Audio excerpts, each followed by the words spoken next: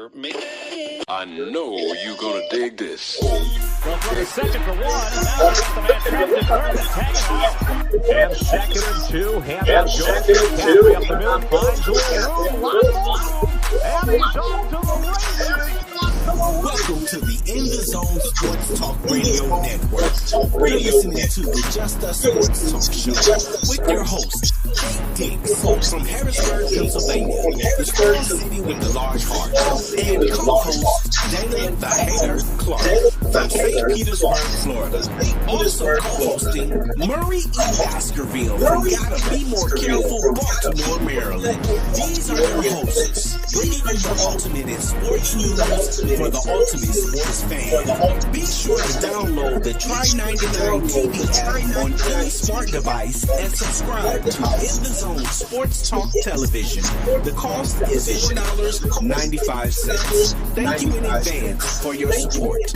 Now sit back and prepare to get into another episode of the Just Us Sports Talk Show.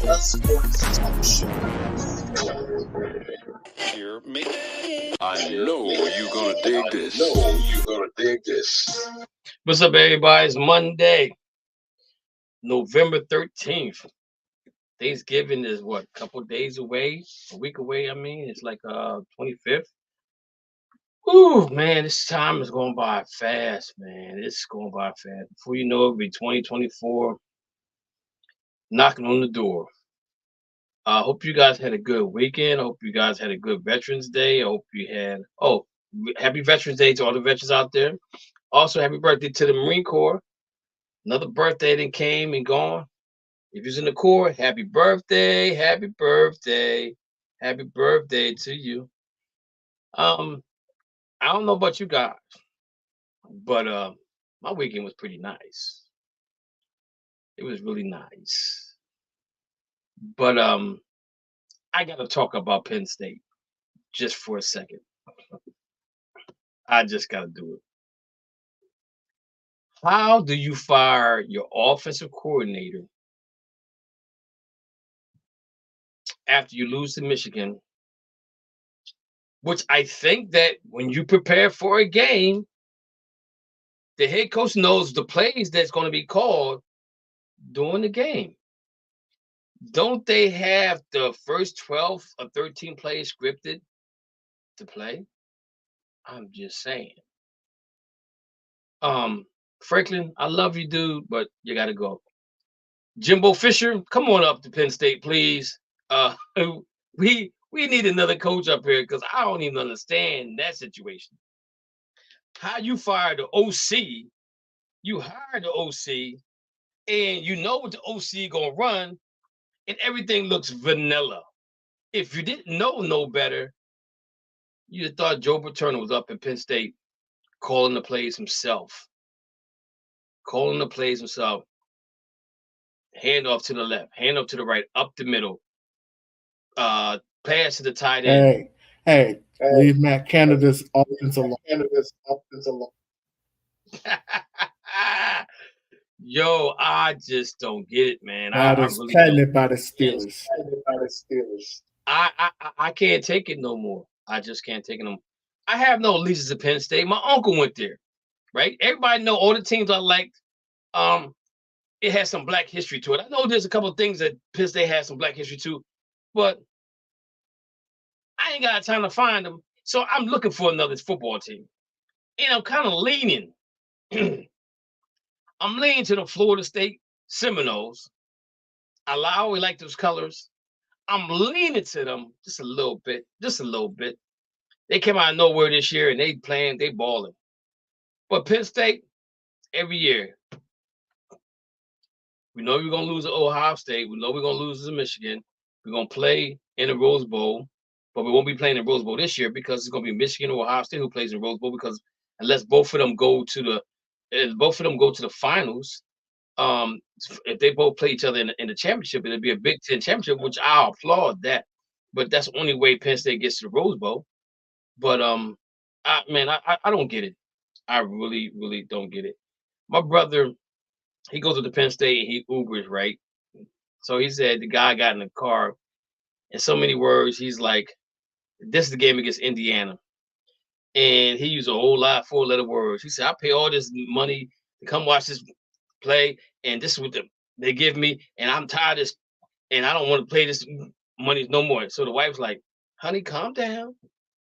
Calm down." He said, "I'm calming down. I don't give a about the thing." And John Franklin got go. You can put the words in. You can just put the words in. I just don't get it. You know what I'm saying? And then even if Penn State does come back next year and look like they're gonna do something, I'll just be out of it. I won't. I'm not gonna deal with it at all. But I'm telling you right now, I haven't made a decision yet. But again, like I said, Mo, Lou, and Dana, I'm leaning towards Florida State. I would do Miami, but Miami just something out about Miami. I thought they had James Harris grandson or somebody going there, but it wasn't him. So I gotta lean. I'm gonna lean a little bit to Florida State because my two other favorite colors are burgundy and gold, right? So I'm kind of leaning to that. Come on, NC State. I mean, Florida State's really, I'm not going. I'm not going to NC State. That's not going to happen. UVA. Not going to happen. Basketball, yeah. Football, no. Not happening. Not happening. So we got Lou on the line. Dana, is that you out there But too? I thought you hate the ACC. I know. I hate the. We got somebody from Columbus. Who's that from Columbus? We got somebody. Okay, got Matthew. Yo, I don't. The ACC basketball, I don't like. I can't stand the ACC basketball because I think it's overrated. Overrated. But Florida State, I can fool with Florida State football wise. That's two players that ever played the game, played in the ACC. The best two players in That basketball. ever played the game. Yes. Len Bias and Michael Jordan. Yes. I'm sorry, but I can't do ACC. Not basketball. So, anyways, ladies and gentlemen, that's my rant for the day. I am no longer a Penn State Nittany Lion football fan. I will be taking that logo up there, right there. See, I'm pointing to it right there. I'll be taking that down. Only thing Penn State I will wear will be Michael Parsons jersey, and that's about it. Everything else, I ain't gonna be a fire sale, but I'm gonna sell it. I won't wear it no more. I'm telling you that right now. I don't care what they do from this point on. They can win 4 or 5 national championships. I can't follow them no more. It's too heartbreaking. It's just heartbreaking, man. I was hoping for Dana. I was hoping that Dana would be on the line. He didn't show up yet. Somebody said that's crazy. Is that on the YouTube channel? Or is that on the Facebook page? I don't know why I can't. I don't know why I can't never see I'll check the it. Facebook page. I'll check it. It's on here, but I don't never see it. I have no idea why I never see the conversation until after the fact.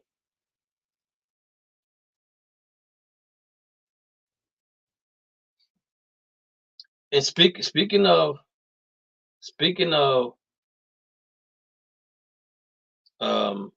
James Franklin, record against Ohio State isn't good enough. Rich Davis. He's only Facebook. Says Facebook. That's crazy. Who? Who is it? Davis. Rich Davis. Okay. What page is that? Is that on Just Us page? Yeah, Just Us. The Why what's can you call say it's not Just on Us? the end zone right It's now. not on the end zone right now. I didn't tag in the zone because I get tired of going back and forth. But how can you see it, but I can't? Because I'm looking at the Facebook page. I'm looking at the Facebook page too over here. And I got us here and I got my notes over here. Me no say.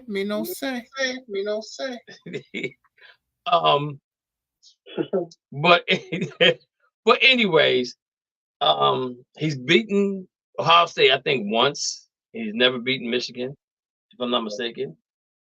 I'm just gonna look at the article real quick.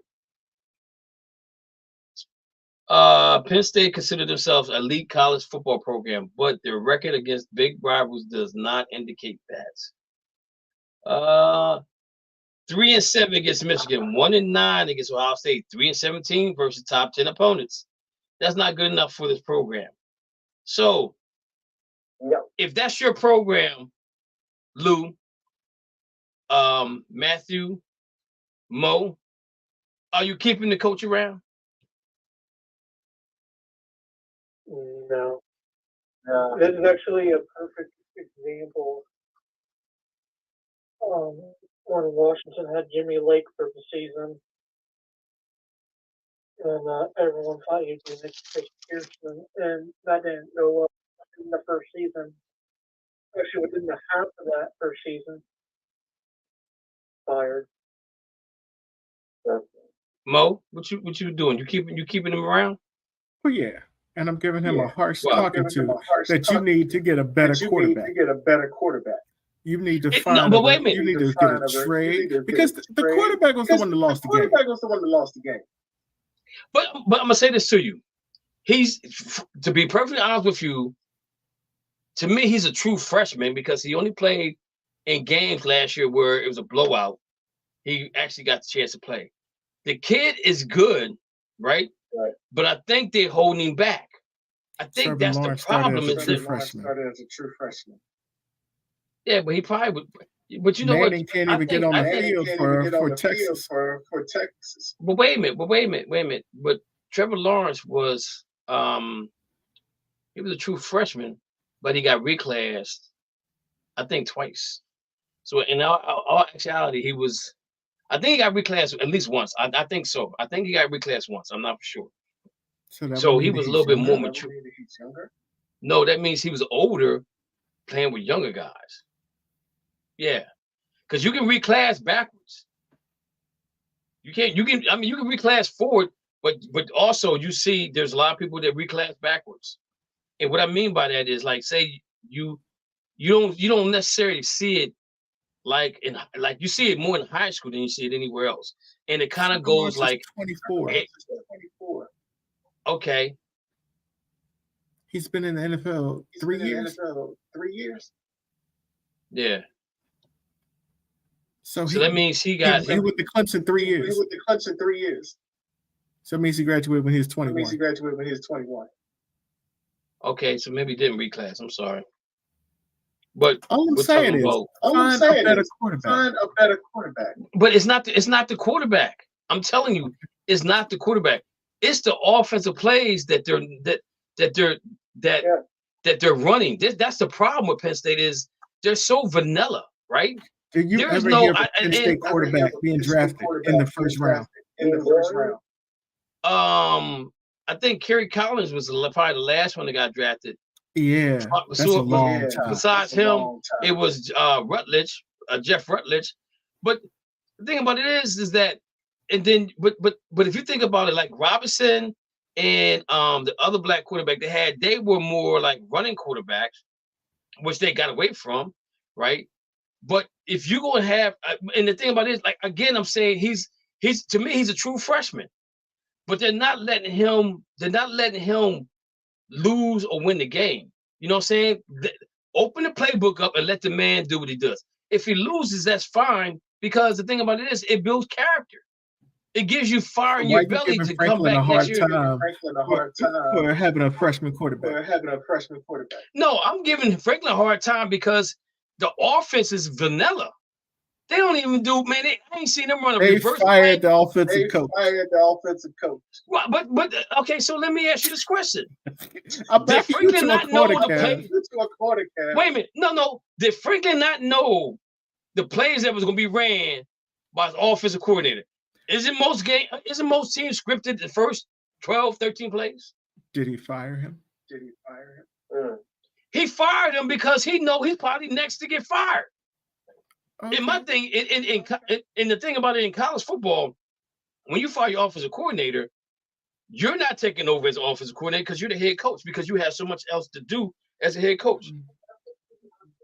Now, they say he's a good recruiter. Okay. I'm not doubting that. One guy said to me on Saturday, he said, who's going to replace him? I said, I don't know nobody right now. I said, but give me a minute and let me think about it. In college, it could be anybody. Just like Mike Tomlin. That's just like Mike Tomlin. It could be anybody that could replace him in college football. Anybody. Penn State was not top 10 before James Franklin got there. Yeah, they were. Yeah, they were. When they had O'Brien, I think his second year they lost. I think they lost 2 games, but they wasn't ranked. They wasn't as ranked as high as this team was right now, because this team's defense is what holds them down. Because he recruits a great team. He just needs to get into the transfer portal and get himself a quarterback. But you got to watch the game. I did watch the game. I'm a Penn State fan. And I have been in the background because of everything that happened with Joe Pop. I cannot be a Penn State open fan since everything that happened with Jerry Sandusky. But I was a Penn State fan back in the day. And I get that part of it, right? I get that part of it. But how many trick plays did we run Saturday? Like 1. Yeah. Wasn't much. I mean, but at the same time, he fired the coach because they didn't win the game. You have to have your offensive coordinator. You're the one that's coaching the game. You have to field the play. You have to have some plays ready for that week. He fired the offensive coordinator. So my question again is, didn't James Franklin say, yo, let me see what we got for plays? How are we going to run plays against this defense? How are we going to run plays against that defense? It's not about the plays. It's about calling it at the right time. I agree with you on that right there. I agree with you on that. So if he fired the coach, you say he has a rookie quarterback. Why should he be fired? He shouldn't be fired. That's what I'm saying. I don't think the offensive coordinator should have been fired. No, the offensive coordinator should be fired. I think James Franklin should be fired. Mo, he's 3-7 against Michigan, 1-9 against Ohio State. And the one game they beat Ohio State in is because they blocked the punt, and they blocked the punt and scored, and basically the time ran out of Ohio State. And every game after that, I think there might have been 1 or 2 games against Ohio State that they were close to maybe winning. Mm-hmm. Somebody said the OC should have absolutely been fired. Yeah, but I'm saying this kid. He said somebody said there's a recruiting problem. You tell him to get quarterback. He's got everything else except for quarterback. I still don't. I understand. Do you want them to get a running quarterback? No, I want them to get Trevor Lawrence. You want them to get a Trevor Lawrence? Yeah, I want them to go into the portal when Arch Manning comes from Texas and get Arch Manning. Or just like Notre Dame did last year, get a Sam Hartman from Wake Forest. Get until you can groom your quarterback to be ready. Get a quarterback that has showed he's already ready. That's the problem with them against Michigan. Michigan doesn't ever really have a great quarterback. It's Ohio State that usually has a great quarterback. Right. So he needs to get a quarterback. That's all. So how many quarterbacks out there other than Joe Nix that's a pocket passing quarterback right now? Because I think most quarterbacks they run their play action run quarterbacks more than they are pocket passing quarterbacks. Because that's been Penn State's MO. I'm saying but the problem is their offense doesn't attract the quarterback. You have to get a quarterback. You have to get an offensive coordinator that's going to attract a quarterback that's going to have a good offense for them to run to get to the pros. Okay. So again, whose fault is that? Is that the OC's fault or is that James Franklin's fault? It's James Franklin's fault, but he has everything else. Except Okay, for a quarterback. so Levis was there at Penn State. The offensive coordinator that they had, he left and went to. He didn't go to Kentucky first. He went somewhere else, and then he went back to. Then he went to Kentucky, and Levis found him, and Levis went there. Levis is in the pros. Yeah, not from Penn State. The quarterback that Penn State had last year, who played forever, I can't think of his name now. Broke all the records because he played 6 years, and he played 6 years for Penn State. He's nowhere to be found. So my thing is, no, he wasn't. But my thing is this right here. The quarterback we have now, I saw some good things in him last year, and I thought they would open up the play. Last year, if he's a rookie. Well, no, I'm saying he played some. What I'm saying to you, he played some games.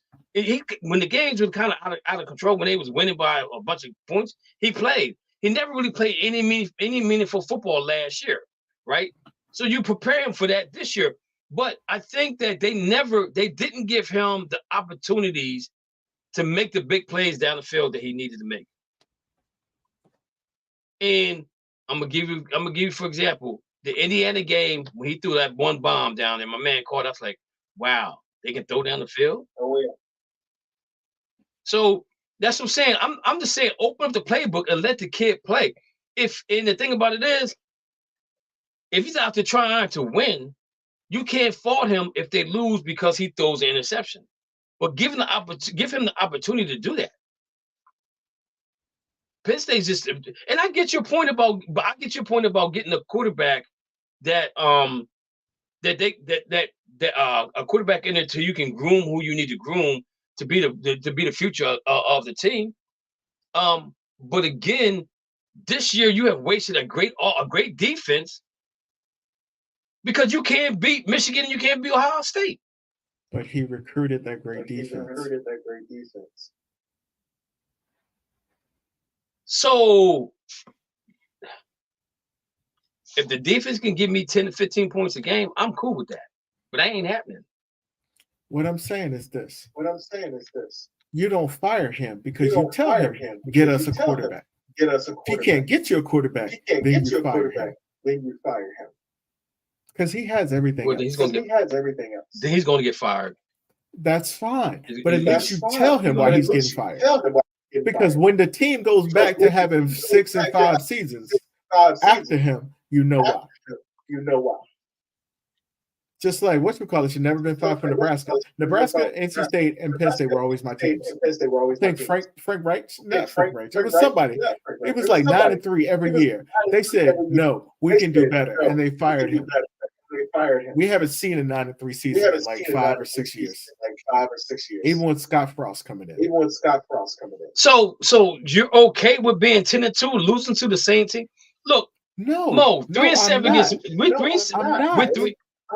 I'm saying that you need to accept what you have and you tell them how to recruit better. Get the players that we see, especially now that you have NIL deals or whatever. I don't even know. So are you saying? So let me ask you a question. NIL deal. So let me ask you a question. So do you think that recruiting will be better now that you brought 4 teams in from the Pac-10? Yes and no. You still got to have an offense to get them there. That a guy's going to want to do to get to the pros. Guys don't care about playing at Penn State. They care about playing at the next level. And that's why they go to Ohio State. But I'm going to say this to you. You look at all the quarterbacks that came out of Ohio State, and we'll talk about C.J. Stroud in a little bit, but look who's the only one out of all the quarterbacks that came through Ohio State that's in the pros doing anything right now. But does it matter if they're drafted in the first round? It doesn't matter if the quarterbacks are drafted in the first round? Yeah, because 4 of them got drafted in the first round. But why did they get drafted in the first round? Because they're running quarterbacks. They can use their feet. No, right? Dwayne Haskins wasn't a running quarterback. Well, no. Now, my person, I thought you were talking about this year. I thought you were talking about these guys. I'm talking about Ohio State quarterbacks. Well, No, Haskins wasn't a running quarterback, but I think he ended up going to the wrong team. He should. Yeah. I still think he should have went to the Giants instead of going to Washington. I think you don't control where you go. Back. He got drafted in the first round. That's why people go to Ohio State because like Ohio State drafted in the first round like Dwayne Haskins. And I think Dwayne Haskins had more good football in him, but I just think sometimes you get drafted by the wrong team. You know, I think that you probably would have got the same results with Daniel Jones or better if Haskins would have went to the Giants instead of to the Washington Redskins, to the Washington Commanders. It's the worst place for him to be at home. Exactly. That just killed him right there. Because let's not say the word killed when it comes to Dwayne Haskins. No, I'm saying not kill him, but I'm talking about killed his game plan, killed him as far as playing the game of football. Because some people just can't play at home because there's so much pressure. When you do something wrong, you got everybody's in your ear telling you what you need to be doing, and they ain't getting paid to coach nobody. But again, Dwayne Haskins is the reason we drafted Kenny Pickett. Exactly. And also that y'all say he could be the next Dan Marino. We ain't gonna let that go by again. Yeah, true. But I mean, because Dwayne Haskins died, we needed a quarterback. True. But again, I'm looking at. I still going back to Penn State. I don't think the quarterback is an issue. I just think the play calling is terrible. I just think the play calling is terrible. I really do. And if you want to fire the offensive coordinator for that, so be it. But I know that they sit down and do a game plan before the game starts and says, okay, these are certain plays we're gonna run on. If the defense is in this, if the defense is in this type of defense, we're in that type of defense, you're gonna check out and we're gonna run this, we're gonna run that. I'm just saying, man, I don't see it changing any. And if he's such a good recruiter, why is it that he can't recruit a running quarterback to come to Penn State? Because you can adjust your offense for somebody like that. Because if you think about him being a running quarterback, how much open that makes the two running backs they got there better. Because now somebody got to spy on the quarterback. If you got a quarterback that doesn't do nothing but sit back in the pocket, you ain't got to really spy on him. Because the offensive coordinator doesn't run that type of offense. That's why I'm saying recruit a quarterback, telling him you're going to build the offense around him, like Clemson did. So let me ask you a question. So do you recruit a running quarterback even though you have an offensive coordinator that doesn't run that type of offense? Or do you get that running, or do you get that quarterback that runs and then you find an offensive coordinator that does what that quarterback does well? You find the best quarterback you can and build the best system. That's all it is. Okay. I understand. I understand all that. But then again, I like I said, I don't know what's going on. I mean, we know Michigan's probably cheating or cheated. Then it comes out that Ohio State was cheating. Then Rutgers was cheating. Then the whole Big Ten was cheating. Man, Bill Belichick recorded the 0-6. And he probably was the reason why they started doing what they're doing. But again, nobody went to the extreme to go on the sideline and dress up as another team's team manager, or anything like that. Nobody went to that extreme. I'm telling you, nobody went to that extreme. But anyway, again, I'm leaning towards that gold and red or golden crimson. Florida State Seminoles. That might be my team going forward. You got Black History Moment? Of course I do. Okay. Is yours about sports, or is it about something else? Of course, it's about sports. I always do sports. So let me go first then, so yours will be better than mine. I mean, not better than mine, but because I go all over the place. All right, so ladies and gentlemen, what we do on our show is we talk about Black history, talk about Black African Americans that made the first in whatever it is, sports, politics, painting the walls, whatever we did first, we talk about that because we want to keep an open dialogue. We want to let people know that because of what we have done in this country, United States of America, is the reason why it is what it is. Because we have a lot to do with how the building of this country, and we continually do that.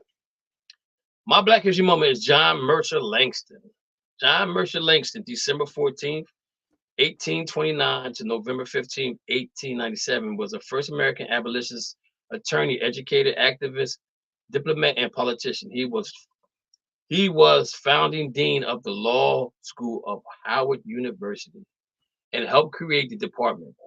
He was the first president of what is now known as Virginia State University and a historical Black college.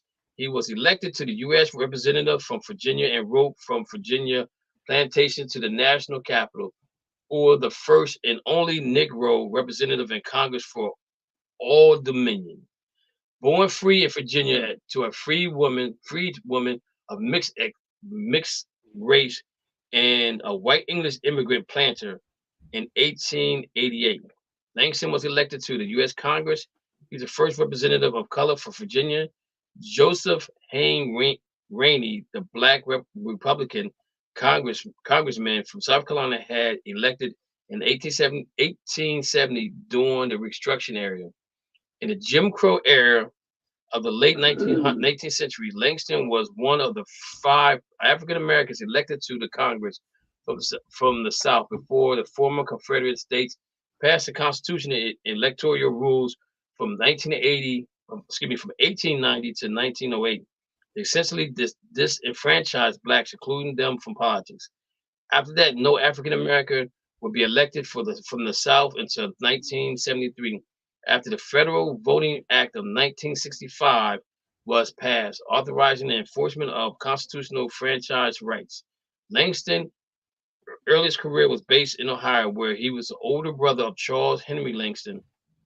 He became a lifelong work of African American freedom, education, equal rights, and suffrage.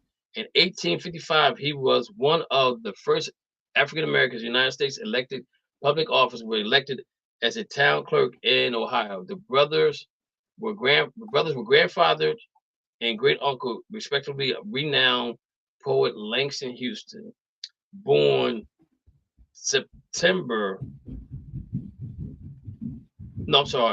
he was in office from September 23rd in 1890 to March 3rd in 1891. What else did he do here?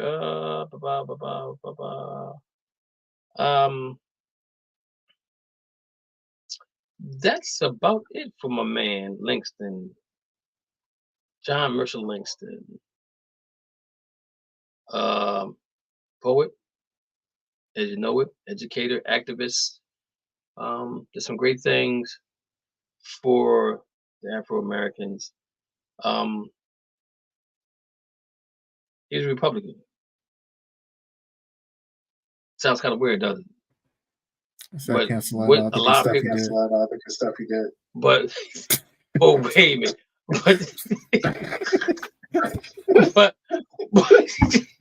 But wait a minute. The Democrats used to be the slave owners, man. Right. So let me explain to you. When it's all back in the day, the Republicans basically were for African Americans. Lincoln was a Republican. Easiest way to say it. The reason why it changed like it did is because of the Depression. The Republicans felt that the Depression would take care of itself. Democrats said, no, we need to help. In the Depression, we had to help people get back on their feet. And that's how I kind of flip-flop from the Democrats to the why most African Americans are Democrats now and not Republicans. So that's why that's how it all kind of came about. But anyways, man, Langston he was a cool dude. He had a nice little mustache, beard. You know, he looked like an old James Harden, light-skinned James Harden. Okay. Which team? All right. What are we? He was with the Republicans. Mo, you up, man? All right. So I'm gonna talk about Robert Earl Moore. You know who he is? Robert Earl Moore. Also known as Bobby Moore. Oh, Bobby. Wait a minute. I'm thinking Bob Hayes. Bobby Moore played football. Yep. Ran track. No. Okay. I keep thinking Bobby. He's Hayes. more known for another sport than he is for his own sport. Okay. Bobby Moore, born November 19, 1949. Fourth overall selection in the 1972 NFL Draft. Taken by the St. Louis Cardinals. He went to the University of Oregon. But something happened to this man. This man decided to follow the Nation of Islam. He changed his name to Ahmad Rashad. So, okay. I never knew it either. Never knew it either. Wow. I never knew Bobby Moore. So, Wow. Ahmad Rashad was most known for playing for the Minnesota Vikings. But people don't remember that he was actually traded from the Seattle Seahawks the first year that they were actually they were an expansion team. They were traded to him, and he actually failed his physical. But Fran Tarkenton said, "No, we're keeping this guy." They went to the Super Bowl that year. Too bad, you know who they faced. Dallas Cowboys. They're in the NFC, bro. Stop with that BS. Anywho, I'm sorry. Go back 5 seconds. Beat that. All right. So Ahmad Rashad, better known for his wife, who got divorced in 2001. They got divorced. She is fine. But you Still know they've been today. divorced since 2001. Exactly. They've been divorced 20 years. She still got his last name. She's the one that invented the after you get divorced, just keep your name because everybody know you by your name. That's why women do that now after they get divorced. Because it just makes sense. Because ain't nobody gonna know. Ain't gonna know Felicia Ayers. You know Felicia Ayers? Felicia Ayers Allen. I do remember when she was Felicia Allen. Okay. Back to my boy Ahmad Rashad. Ahmad Rashad is more known for the NBA than he is for the NFL because it was the NFL inside stuff with Ahmad Rashad. I love Ahmad Rashad. He was so hilarious because he was so stupid and so funny. But he really brought the NBA back. It was a show that nobody watched until it got funny. When he got funny, people started watching it.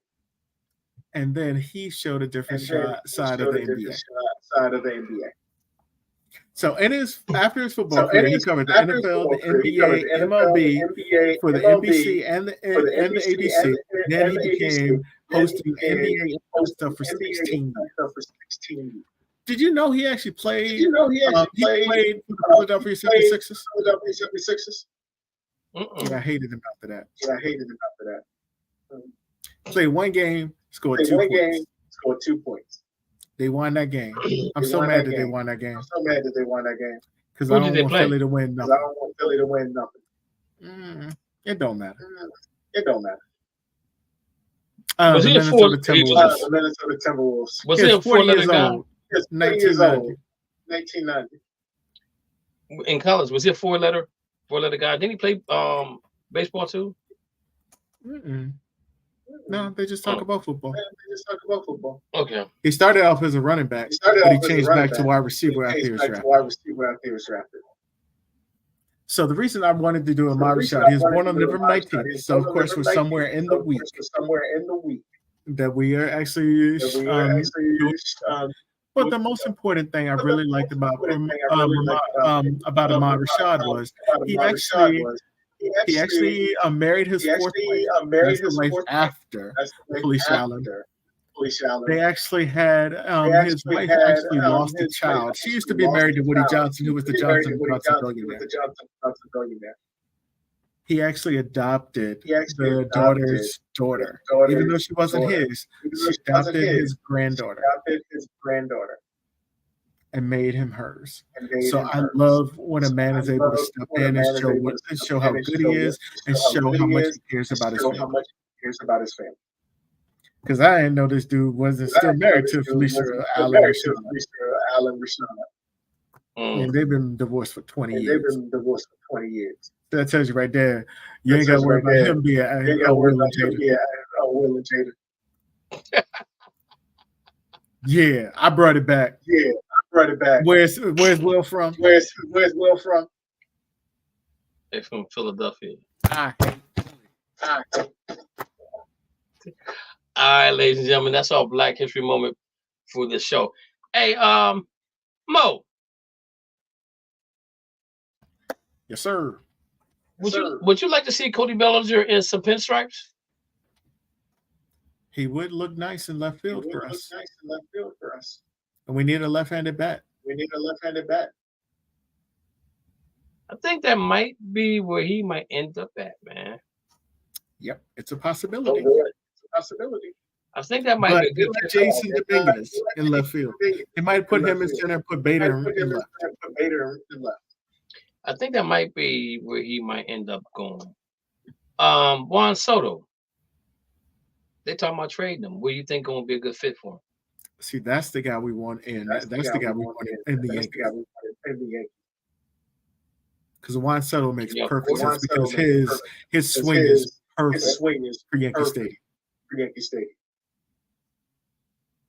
Do you think he can? Do you think he can handle the starlight? The line? Man, Washington ain't New York. Yeah, what is New York? That's what I'm saying. Washington ain't New York. Yeah, everybody can't play in the Big Apple. Neither LA. Can't nobody. A lot of people can't play in the Big Apple. You know what I'm saying? That's some pressure. That's some pressure. Yeah, the Dodgers lost how many World Series there? You mean we got cheated in World Series? How many times? How many times? A whole lot of times we got cheated. Yeah, a lot of times. A lot of times. It's not 27 times, but it's close because we beat them like at least. No, stop with the 27, man. Just talk about the ones you was born for. Stop that. You weren't even around for all 27. Stop that mess. It doesn't mean that we ain't got 27. Even though I was born, we still got 27. You can say 27, but don't talk about 27 like you was around for all 27. I think we got 15. Well, how many? I'm gonna say this. Janet Jackson said, "What have you done for me lately?" Oh, now you want to talk about current stuff. Okay. But yeah, when we talk about football, we got championship. You ain't got no Super Bowl. You got championship. Oh my God! You can't wait for losing. You can't wait for losing. So, Shotani, free agency starts when? Soon, right? He would look good as a DH. When do free agency start for? Is it none of us know. Is it March? It's not March. No, it can't be March.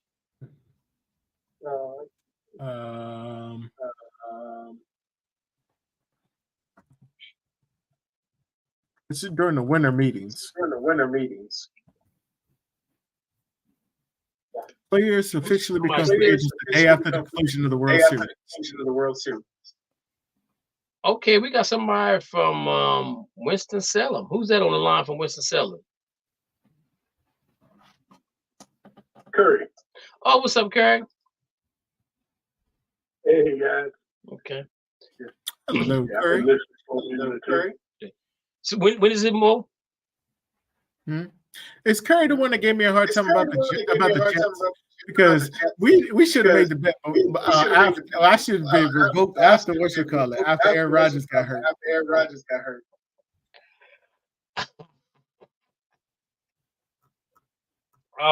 Man, I say don't bring up the Jets, please. I tell you what, Kev, if you want to bring up the Jets, turn around and look at your board with them sticky notes on there. And you got that one that I told you how many games the Jets are going to win. Look at that sticky note back there. Yeah. If Aaron Rodgers would have been healthy, they would have won 12. Look at that defense. Look how they're keeping them in games. I think I might take your sticky notes there. Gary Wilson, we do much better on my fantasy team. Before the season started, I really think only 7 or 8 games. You know what? I think you did. You know what though? I think your sticky note did come down because I shredded a lot of stuff behind me. Mo, so Mo, when's free agency starting? I'm looking still. It doesn't give me a date. It says 5 days after the World Series. It says, well, if this is right, it says November 17th is the non-tender deadline. December 6th is the Rule 5 draft. And it says mid-February spring training starts. So it's 5 days after the World Series. Okay, so free agency is going on now, and we haven't heard anything. Mm-mm. We haven't heard anything from baseball. Start until the winter meeting. So the winter meetings, that's right. That's in like February, right? I think that's in December. Yeah, December the 4th. Okay, December 4th. Okay, all right. So that's really the start because that's when things really get started. They better get it together. That's all I got to say.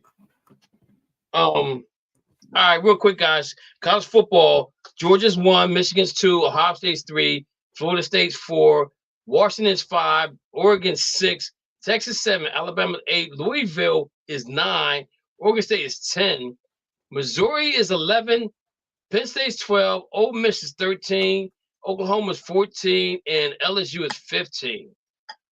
Man, the Pac-10 is running this. Man, look here. Pac-10 got what? They got 3, 4? They got Washington, Oregon State in the top 15. So you guys know that so Washington and Oregon played soon. So if Washington wins, they'll still be in the mix. I don't see Florida State losing anything. The Ohio State Georgia game is going to be really big because whoever loses is probably out of it. So are they doing 6 teams this year or are they doing 4? I can't remember. 4. They're doing 4. Yeah, I think it's still 4. Okay, so 4, and then with the Pac, I thought it goes to 8 next year, though. But they're not going to confirm it yet until probably after this weekend or the weekend after. Because there's a scenario where Arizona can go in for that conference champ. okay, so on ESPN says choose one of the teams. There are 10 teams with the highest percentage chance to make the CFP. Ordering from the most to the from most to least likely. Michigan, Florida State, Ohio State, Georgia, Alabama, Oregon, Texas, Washington, Oklahoma, and Arizona. I mean, Louisville Cardinals. Louisville came out of nowhere, guys. How in the devil? Oof. Yeah, coming. So I was looking at a post with the predictions for playoffs. I mean, predictions for the bowl games. The bowl games start on the 16th of December. they have 6 bowl games on the 16th. That's a lot of bowl games in one day. So you know that there's probably going to be more bowl games coming because you only have to win 6 games to get a bid for a bowl. If you look at the top 25, they're all in a bowl game at some point in time. Now, I'm looking at this thing right now, and I want to know, James Madison's 10-0. Why can't they get in the top 10? There's a rule. It's a weird one. Mm-hmm. Basically, where if you are a FCS team and you transfer to FBS, you have to wait 2 years. Okay, is that the same thing for Liberty? Because Liberty's 10-0 too. Yeah, I believe Liberty might have to earlier. Okay. I believe I know this year they are bowl eligible, but with James Madison right now, they are in the process to appeal it, and they did this back in the spring, which failed because they didn't have a reason. The announcements are 10-0. There's a good chance that the NCAA may allow them to be eligible. Okay. As long as there's no 5-17 or 6 and when teams that are not wanting to go bowling. Okay, gotcha. And that's a big thing for James Madison because James Madison is pretty much known for like basketball, not football. Same thing with Liberty. Liberty's 10-0, and they're more of a basketball school than they are a football school. But that just goes to show you that on any given Saturday you can win games. Again, I applaud Florida State, Washington. I'm really impressed with Washington and Oregon. And I can't take too much away from Texas either. They're 9-1. But we'll see next year how good. Go. The last time Washington was 10-0 was the Don James era. I don't even know what that is. So if Washington's willing to go out all the way with Michael Penix and Aroma Tuesday and James McMillan and the defense that is improving, So then we're going to see what they can do. If they do, they will most likely will play Oregon in the Pac-12. Okay. In its final year. So let me ask you guys something. If Georgia if Georgia plays Alabama for the SEC championship and Alabama beats them, should Georgia jump over everybody else? I think Florida State is probably the most safest team right now in top 4, top 5. Anybody disagree with that? Because I don't see them losing to anybody in the ACC. I think they're probably the most safe out of anybody. But if Georgia plays Alabama, Mo, and Alabama wins, where do you think Alabama should be ranked? Number 4. Okay, are you saying that because you know number 3. Okay, so are you saying that because you know that Michigan and Ohio State have to play each other and somebody has to lose? Yes. So, okay. So, Curry, let me ask you a question. How confident are you in Michigan and Ohio State? They both 10-0, but they struggled to be 10-0 this year. They haven't been dominant like they've been in the past. I think Michigan, it is what it is. I mean, I don't think the kids shouldn't be at fault if they get banned or anything like that. I think they should. If they want to say Harbaugh can't coach, that's fine, but don't take it out on the kids.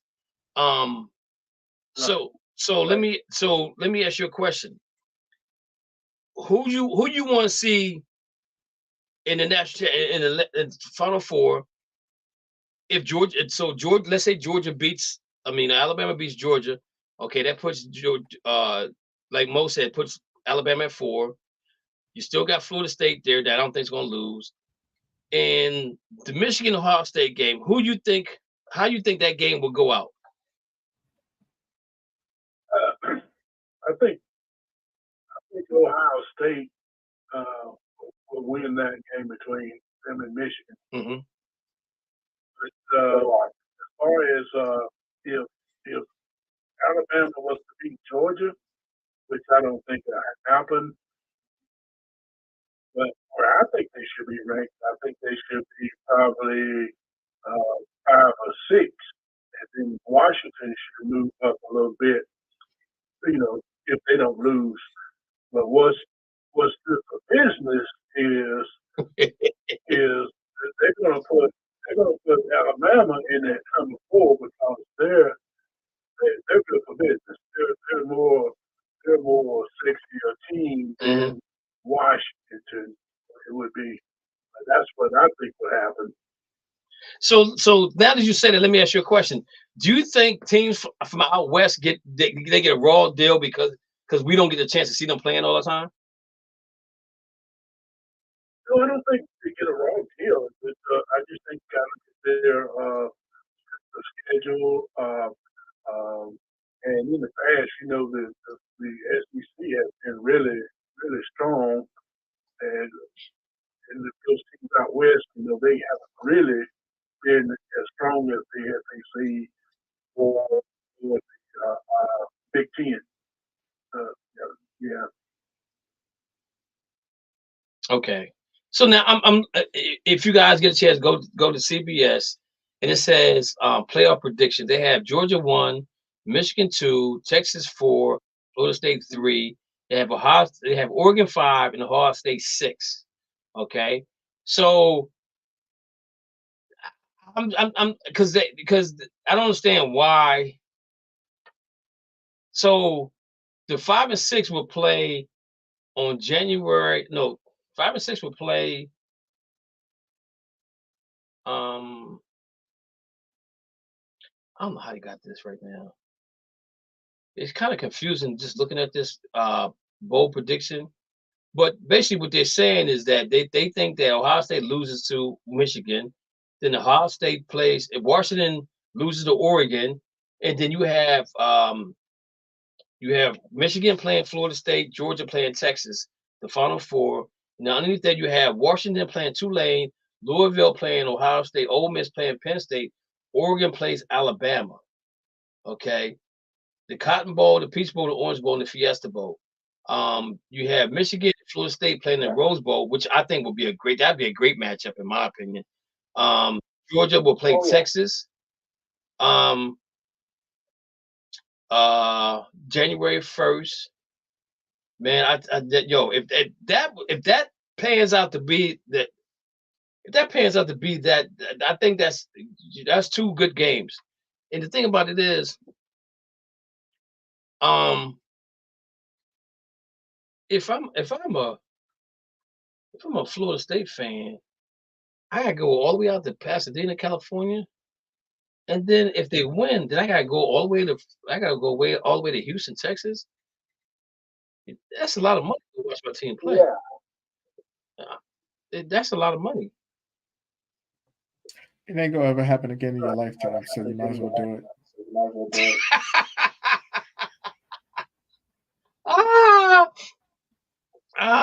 You know what? Yeah, you're right about that. We always be Florida State. I have no idea in this year. I don't know, man. I like Florida State right now. They look and they got, like I said, they got bowls. Yeah. They got bowl games all the way. They got to the 16th. So, and these are all the teams they got here. All of them already have 6 wins. So we're already in what, week 10, 11?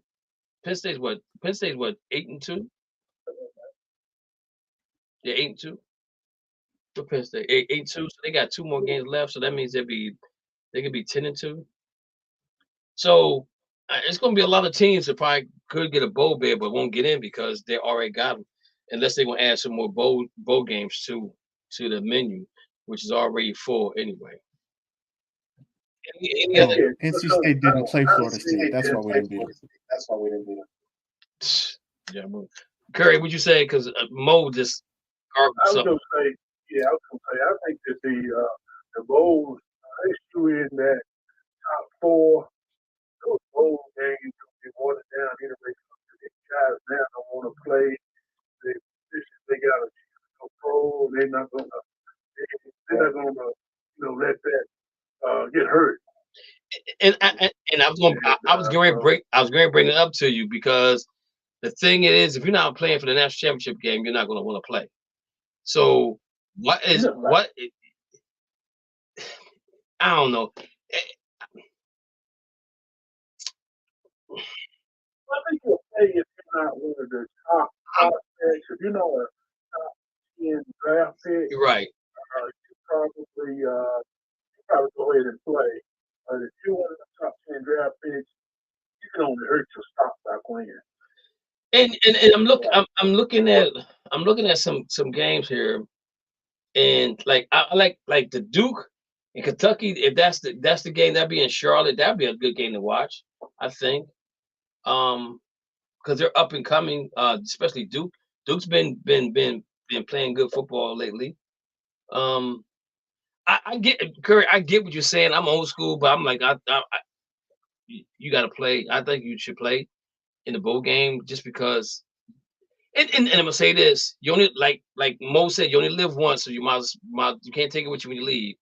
And if you think that you're going to get hurt, you probably will get hurt. But if you go out there and play football the way it's supposed to be played, I know freak accidents happen, but man, that's the part about the game I don't really like anymore. Because I'm gonna say this: like USC, USC's pretty much done. But man's not getting the bowl game. I mean, he's not going to be in the Heisman running at all. They got them playing Illinois. Why would he want to play that game? And it looked like it says in Las Vegas, Nevada. Why would he want to play that game? You know what I'm saying?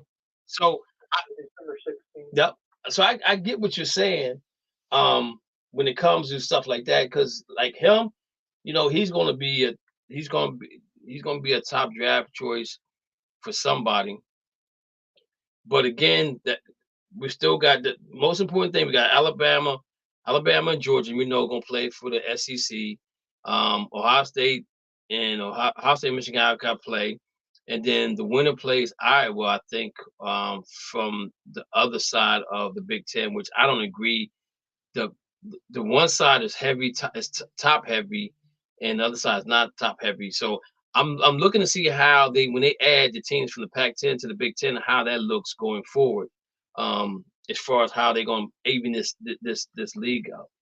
So those are the games. Now with that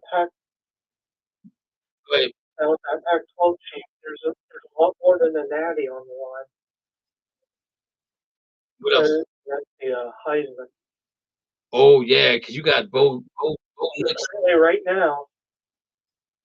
And number 1 at plus 150. Yeah, you got him and you got Bo Nix. Bo Nix should be a second year in the pros. To be honest with you, that guy that transferred all over the country. He got more frequent flyer miles than anybody. Last week, I said on the race, but I think actually had 6-year also. Yeah, but I don't. 2018. But I don't think he's I don't think he's played as much football as Bo Nix. That's the only thing about Phoenix, or however you pronounce his name. Oh, Petix. Petix, Petix. I don't think he played as much football as Bo Nix. I think Bo. I don't know if Bo is going to be. I don't know if Bo knows how good he's going to be in the pros because Bo he's old. Everything. With Penix, if I were an NFL prospect, he has something that most QBs may or may not have. And that's frozen. pass. Okay. Where you pass to the wide receiver, but the ball looks like it's froze in the air, but it's not. His froze, he somehow naturally gets it to the wide receiver the majority of the time. Okay. Okay. All right, guys. That's enough of college football. Hey, Mo. There you go. Brian Belichick. Where's he going? Brian Belichick. You know, Bill. You know, I like to call him Brian anyway. But Bill, where's Bill going? Bill is going home because he is going to be sitting at home until somebody pays the Patriots ransom. That's why they gave him that contract extension. Trade is Boutte. Okay. Lou, where you think Bill may end up at? Where he's going, though. Lou, where you think? Yes. Yeah. I think he's going to stay where he is. I don't think he's going anywhere. Oh, he's going. At least for the 2024 season. No, he's going after this year. Trust and believe me on that one. Curry, where do you think he's going? Really? Well, I think he's got to go somewhere where a coach is going to be fired, obviously. But he, at 71 years old, he's not going to go somewhere to rebuild the organization. So he's going to want to go somewhere that's got a pretty good nucleus already. So that said, I'm thinking that he could go somewhere like Atlanta or possibly Tampa Bay. Okay. That's one of the two. Matthew, where do you think you got him going? Yeah. Oh, you already know. I think he's going to go. Where? He's going to go down to the Southwest and join his buddy, who's a part-time owner of the Raiders, Tom Brady. He's going to be at the Raiders for 2 years, and then he's going to retire in Vegas. Okay. Oh. All right. Okay. So you got. Where do you think he's going? It's one of two places. Tampa Bay is one.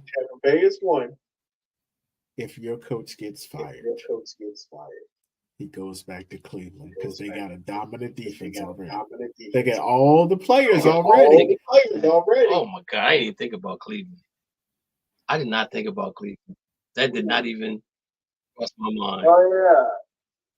Did not even cross my mind. That's a good one. That's a good one. But he loves to stick into Tomlin. I think and whatchamacallit, and Harbaugh. He hates both of them. There's two teams I think he'll probably go to. The Chargers or the Cowboys. Nah. He ain't going to Dallas. Jerry is not giving up control for him to go to Dallas. Or Tampa Bay is because, again, exactly. Go somewhere, he's chasing non-shooter's record, and he wants to so bad, but he's going to want to go into somewhere like Tampa Bay or a weak division where those two teams have got a decent team, and he can go in there and stack some wins in that division. Oh, so you saying that winning? You think that he's gonna go somewhere where he can get wins and not win those Super Bowls don't really matter to him at that point? Yeah, I don't care about no Super Bowl. Super Bowl. Okay. I'm sorry, sir. Okay, he has zero without Tom Brady. Okay, so let's put it on the board. Let's put it on the board. Mo, where's he going? Tampa or Cleveland. I think I'm leaning more towards Cleveland. If Stefanski gets fired, that's the perfect place. Curry. I'm sticking with Atlanta or Tampa Bay. I do think that those two coaches will be gone. Okay. Lou.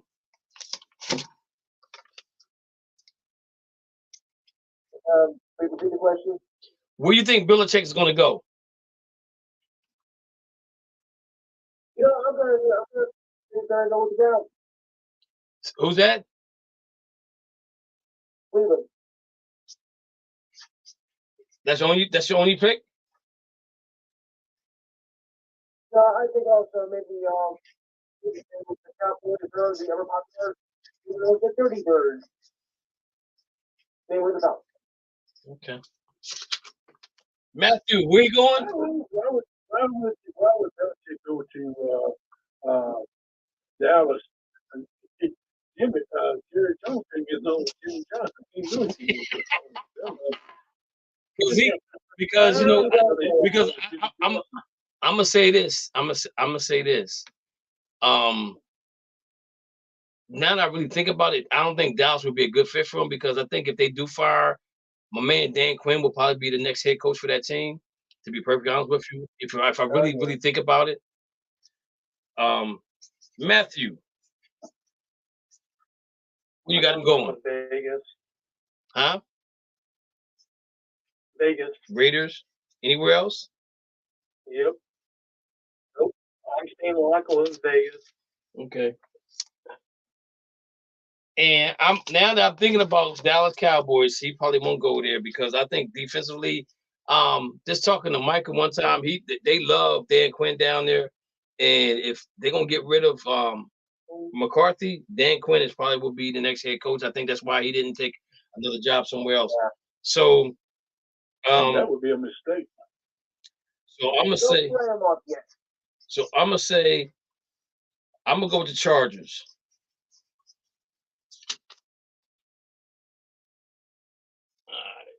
Here we go. Yep, it's up on the board. We got everybody on the board. He is not a coach that will live in LA. Hey, he ain't got to wear his sweatsuit. He ain't got to wear that hoodie no more for at least 8 games. All right, guys. Right. Moving on to NBA. Hey, listen, give our prayer to Kelly Oubre, who got hit by a vehicle in Philadelphia. Yeah. They said that he's good. He's lucky to be alive, and he has broken ribs, so he's going to be out for a little while. But I'm gonna say this to you: if you're a Sixers fan, you got to be happy right now, because them guys are playing some good basketball.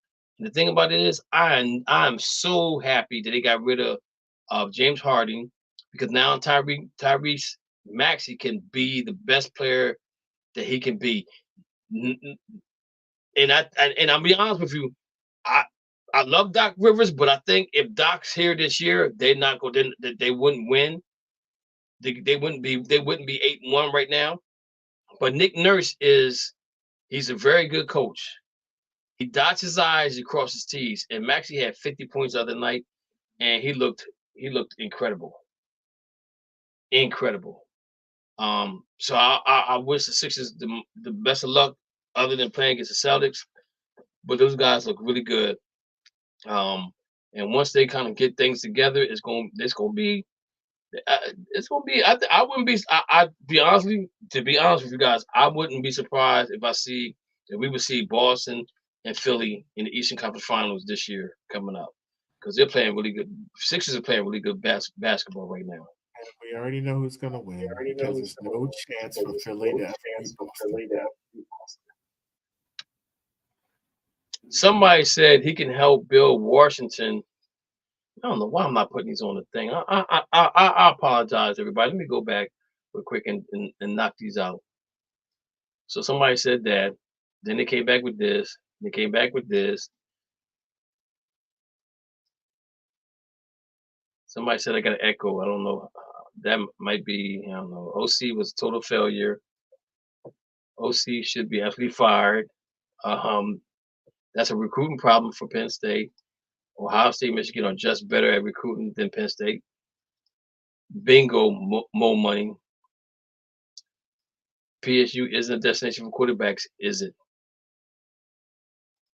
Kev, I'm on the line with you guys. That was Curry. Day after World Series. Nope. No way. Exactly.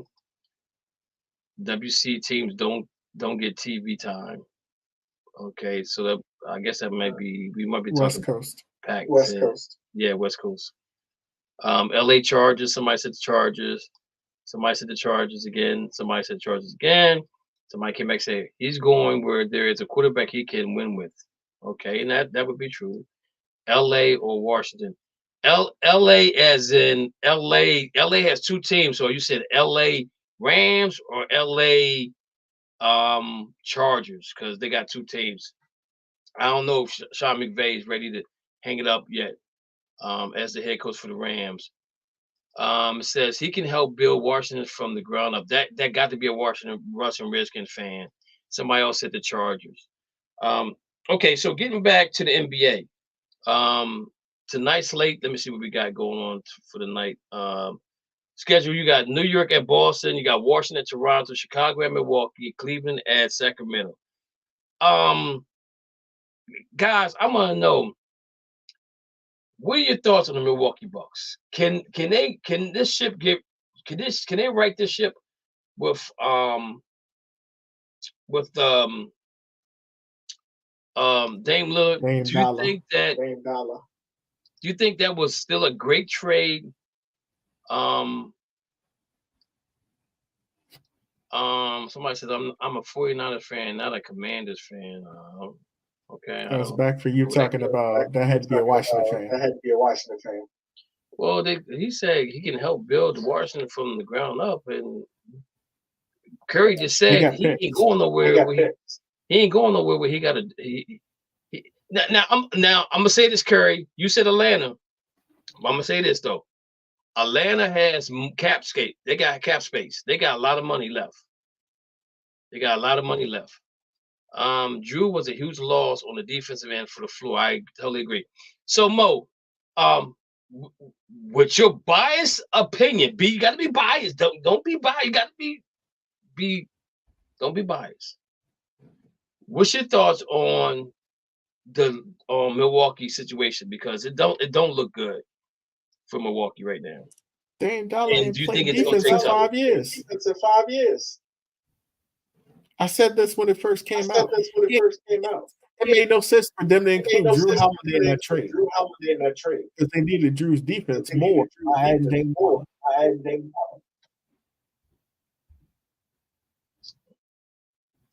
Okay. Curry, what's your thoughts on Milwaukee Bucks? I think they'll be okay. It's still early right now, and they got to figure things out. Damian Lillard, he's got to figure out, where he needs to be. But he's going to make that team much better down the stretch. So, I mean, if you look at that, they've lost 2 games, and they still got a winning record at 5-4. So it's only going to get better. Okay. Matthew, what you think about Milwaukee Bucks? I think they're glad in that.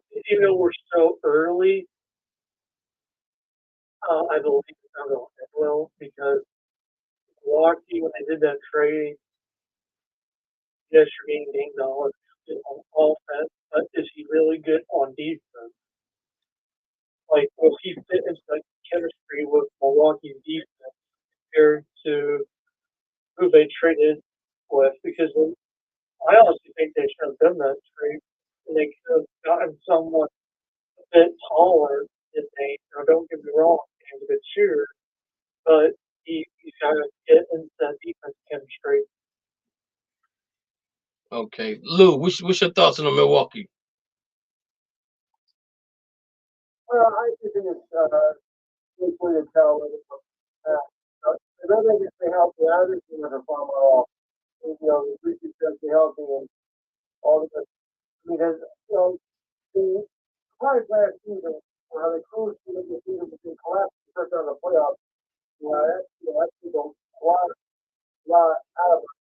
And we were pretty excited. But I think they get a point that I think they're going to, have a really good issue. So I don't really see that, especially at this time. Okay. Mo, you want to comment before I comment? Nah, go ahead. Okay. I think that he's going to do okay for them, but at the end of the day, you still got to play defense. And if I'm Milwaukee, if I'm making that trade for Damian Lillard, I'm not including Jrue Holiday in that trade. I will give up draft picks. I will give up all kind of draft picks before I would have gave him up, because you can still have your point. He could be the 2, and he can still be free with the ball. Now he's not free as he wants to be.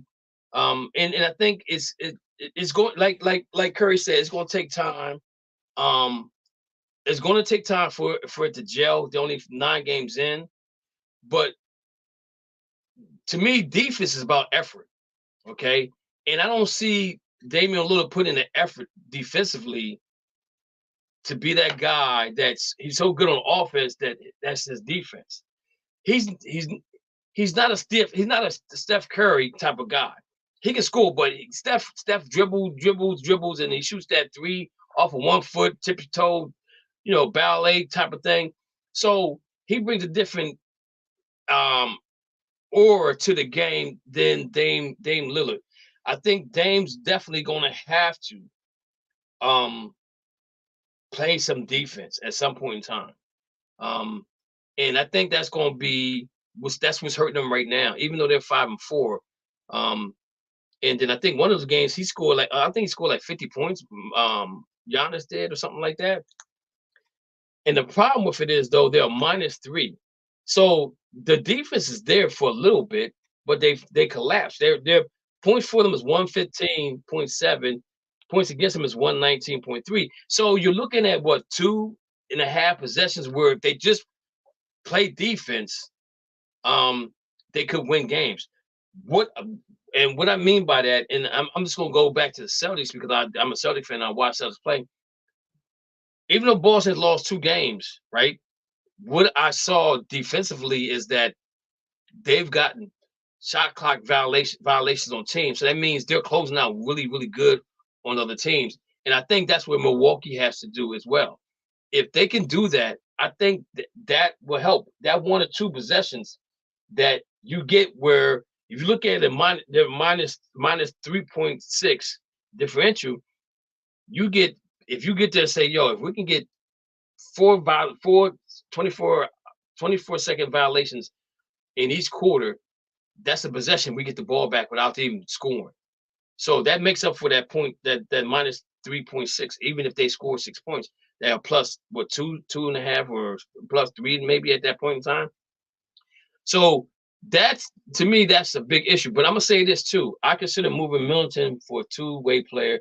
The Clippers continue down the path. They're on. I'll move Kawhi or Paul George. Okay, and we can talk about that too. But I think that what's going to really hurt Milwaukee is that they have a young coach that's not mature enough, in my opinion, to coach a team that's ready right now to win an NBA title. They let the ball slip through their fingers because they should have went and got Nick Nurse because he was still out there for them. If they had Nick Nurse on that team right there with Damian Lillard, I think that's a perfect combination right there. I think that team, because of the coach they have, will be better. They would be favored to win the East. Mo, what's your comments on that?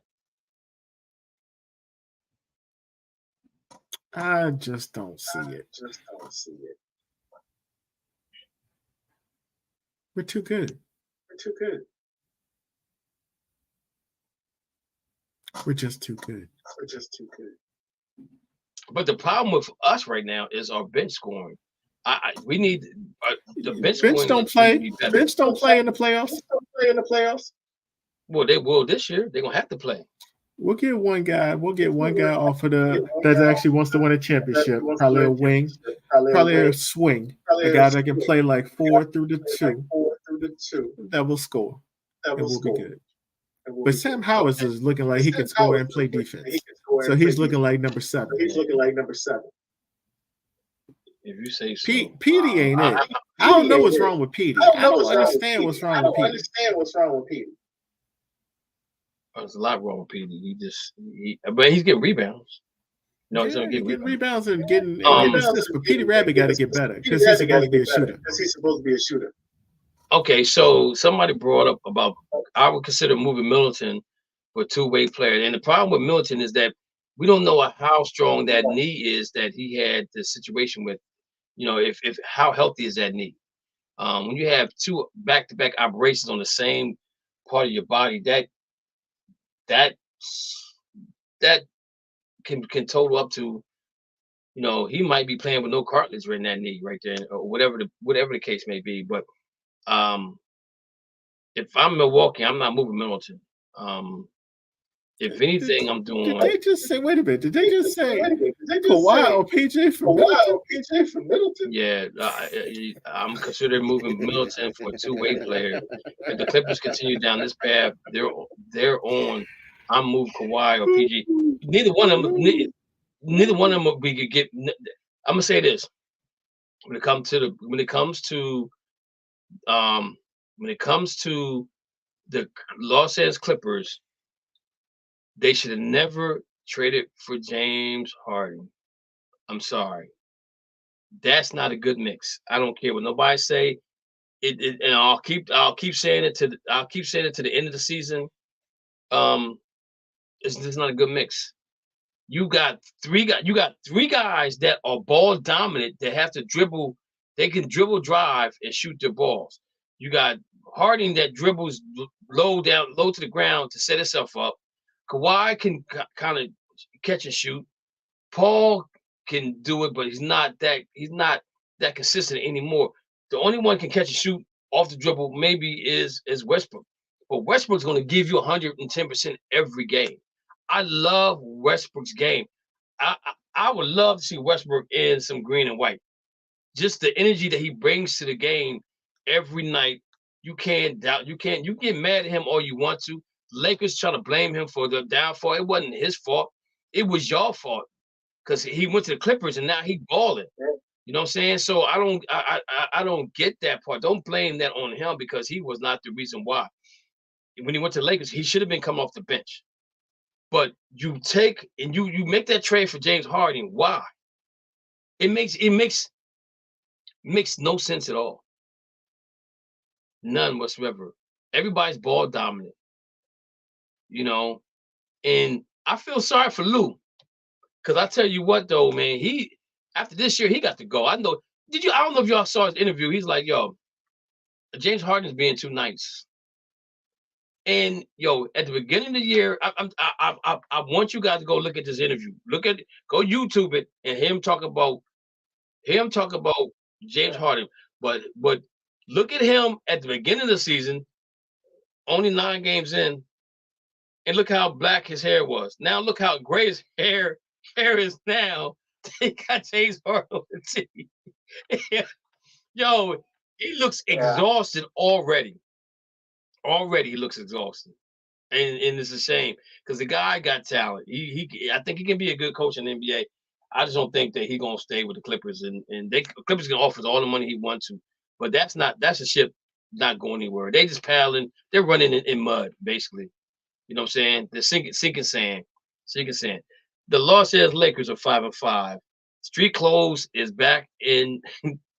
Yo,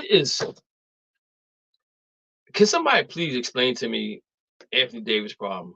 Why he can't stay healthy? LeBron says, I can't play all these minutes, but I gotta play them. I gotta play these minutes to get into the playoffs. I don't want to be in the playing game no more because it takes away from what I can do. Right now, if the season were to end, they're in the playing game. They're 5-5, right? They're not a bad 5-5. I think the Lakers got a really good team. I think they surrounded LeBron with shooters. But this is Anthony Davis' time to take over. Curry, what do you think is the problem with Anthony Davis? Are you afraid that is he afraid to be the dominant guy he needs to be? I just think he's been so many injuries that now he's kind of shell shocked to the point that I think he just trained to go out there and play up to his capabilities. When you look at the Lakers, they're just like the Bucks. They're doing good at home, but their struggle is because they're on the road. And that's where they got to get that fixed. Once they get that fixed, I think, like you said, the Lakers are not a bad 5-5 team, but they got to get the road wins. And the same thing with the Bucks. Mo, what do you think about Golden State Warriors? They're 6-5 right now. You think they're just cruising? I think Draymond Green is probably becoming the distraction that they can't overcome. Because think about it, the last game he got thrown out of because of hitting Donovan Mitchell. Triple single is not worth it anymore. Somebody said it. How do you explain that the Warriors now? Their record at home is terrible, but their record on the road is better. But you know what though? Last year it was different because they wasn't good on the road. They was good at home. So I guess they're trying to figure that. I think they're trying to figure that thing out. But I think what Mo said, I think Draymond is basically worn his welcome out. I wouldn't be surprised, depending on where they end up at by All-Star break, that they may want to look about moving him. Somebody said his body's like shredded wheat. AD could stay healthy in New Orleans either. Okay. Speaking of New Orleans, Mo, Zion Williams, what's going on with him? He feels disconnected from the team. He probably ain't eating at the same restaurant as them. So, Matthew, I didn't get a chance to find out what was going on with CJ McCollum. What did they say was the cause of the lung situation? I want to say off the court. Like let's say he's having a normal day and it just happened. Ooh. Okay. Like this wasn't like on the court doing the game. This was like off the court. What is so it's not like a panic attack or anything, like, right? Not that I know. Okay. Because they've lost 5 in a row, and I said to you guys, I thought they were going to be a dominant team this year going forward. I thought they had all the pieces. Zion still feels disconnected. Yeah. He still wants to be a New York Knick. Eventually, it's going to happen because this contract is going to run out, and he's going to come. He's going to have opportunity to play where he wants to play at, which is New York. But again, the Pelicans, man, I like the nucleus they have. Listen, Mo, he said he's from Duke. That's what's wrong with Zion. Duke players are not named Kyrie, Jason Tatum have no toughness. They can't stay healthy physically. Whoa! You got to stop that. You said Kyrie Irving has toughness. It definitely ain't middle. I need a break. I need to take a week's vacation. He said no. He said no toughness. He says no vacation. I mean, no. They have no toughness. But I'm saying Kyrie Irving took a week's vacation. Jason Tatum went to his son's birthday party. Man, these new age. Is it a Dookie thing? Is it a Dookie thing? No, bro, that's everybody. The coach let him take off Deuce's birthday. Man, you moved Deuce's birthday to an off day, man. His party to an off day. You don't do that, man. I'm still mad about that, man. I'm still mad about that. Like the boy is like 4 to 5, and his birthday party comes over a Celtics game. If we'd have lost, Kyrie's in the lineup every night. Kyrie's in the lineup every night most nights. Because he got every paid night, now. most nights. He got paid now. Yeah, he got paid. That's why he's in the lineup. Yeah, he knows he ain't he didn't get paid he if didn't get what he wanted.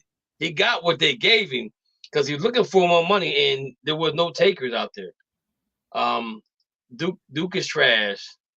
Yeah, I'm not an ACC guy when it comes to basketball. I think they're overrated. NC State fan, baby. Overrated. Can't stake UNC either. UNC is trash too. So is Philly. Oh my goodness. Oh, he's in the game. Zion is iffy. So the thing about Zion is, I'd have respected him more if he just would have came out and said, "Look, man, I don't want to be here. I don't want to take the contract extension. Go talk to New York and let's see if we can make a deal." Instead of taking the contract extension, knowing you don't want to be there. So now he's going to be there for another 2 years. So you're wasting 2 years of your basketball career because of the money that you took from New Orleans. I don't get it. Just be honest. Just be. What's wrong with being honest?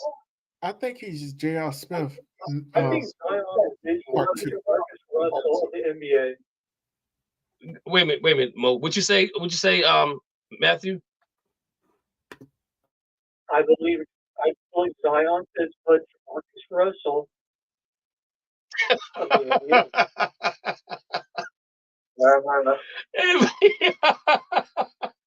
He said,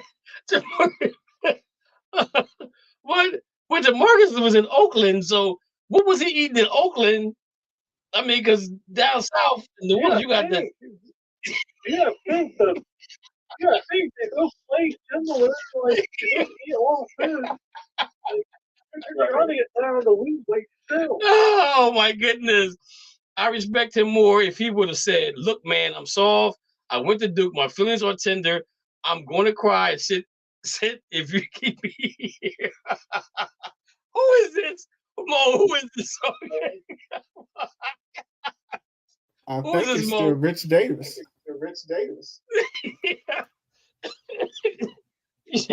Yo, and I agree with you, man.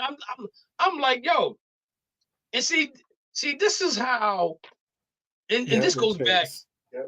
This goes back. Now, listen to this, guys, real closely.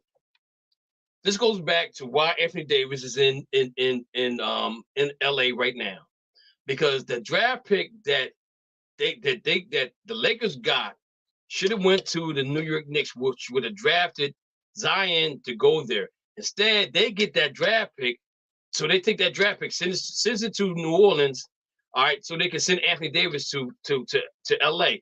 It's all falling into place. And the sad part about it is New Orleans is going to be the one is going to have the problem because Zion's going to want to leave. So it ain't got. I don't think it's coaching. I don't know if CJ's playing or not, but I think they're probably a little bit better than what they are. Let's see where we at here. Who else out? Houston Rockets, guys. They 6-3. They won 5 in a row. I'm sorry, 6 in a row. What is going on in Houston? I know Miss Bridget is having a blast. She got the Texans down there playing football. You got CJ Stroud, might be the MVP in the Rookie of the Year, Coach of the Year, and now you got the Houston Rockets that are 6-3. Oof. What's going on? They just beat up on Denver last night. What is going on in Houston? What is going on in Houston?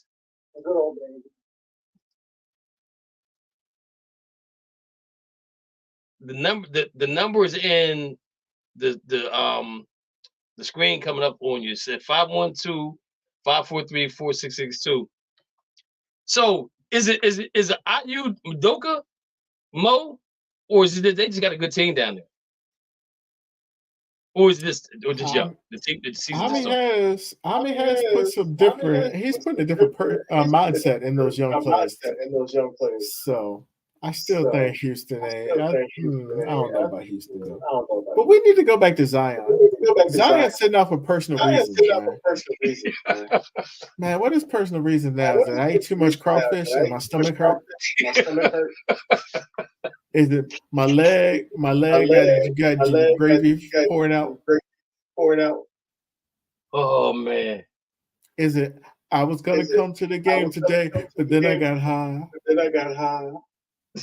Hey, what's going on with Zion? Zion always that's what I'm saying. He is the second version of J.R. Smith. He looked like he gonna be on the bench one day. Like we playing tonight. Yo, I'm. But my whole thing. I mean, look. I'm done talking about him because I'm telling you, when it's all said and done, he's gonna end up in New York. 260 pounds or 300 pounds, he's gonna be in New York one way or another. It's gonna happen. If I'm the Pelicans, I'm looking to ship him out right now because you're doing your team just justice because you're wasting games, you're wasting years. So just if I'm the owner, GM, look, okay, you want to be here? No, okay. Don't tell nobody that. We ain't gotta tell nobody. We would try to do a trade, as long as you don't come out and say, yo, I want to go to New York. Like somebody else says, I want to go here, I want to go there. I you know what I'm saying? That right there, I don't like that at all. I don't like when players come out and say, I want to be traded here because I don't like that. That's just not how it works.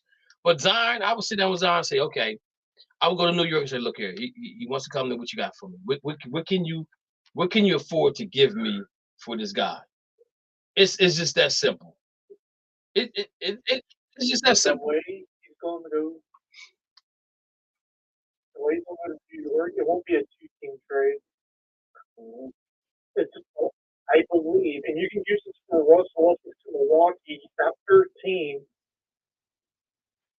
is going to be the Thunder because they have so many draft picks. So, like, the Knicks can trade like a mid-range player to Oklahoma.